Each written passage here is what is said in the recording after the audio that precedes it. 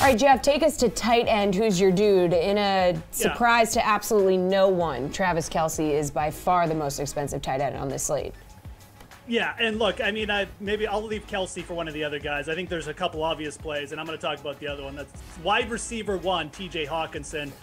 20 targets through 2 games. Really good matchup, in my opinion, against Baltimore, who isn't so good covering against the middle of the field against tight ends. They just allow a lot of receptions to that area. And look, maybe Baltimore breaks this Jared Goff facade that's going on and they get a ton of pressure, but at the same time, you're probably going to get some late passing from Jared Goff, similar to what we saw in the Packers game last week. 5,200. I think you're going to see TJ Hockenson up with Kelce and Waller in the top 3 tight ends for fantasy by the time the season's done. 5,200 right now, way too cheap for this guy.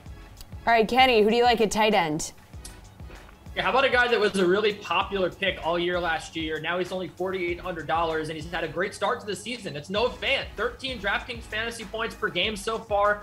He's got 14 total targets. I know it's not the 20 that TJ Hockenson has garnered, but this is a passing offense that's looked really, really formidable for the Denver Broncos. When you look at a matchup with the Jets, they are historically terrible against tight ends. This team has never been able to cover tight ends dating back to the Rob Gronkowski Patriots days.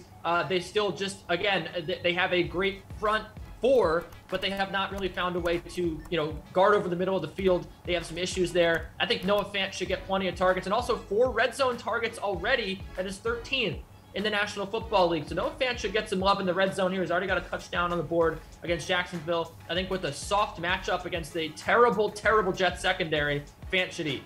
Cover your ears, Fireman Ed.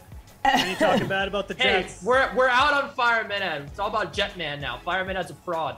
All right, Pearce, what do we think at tight end?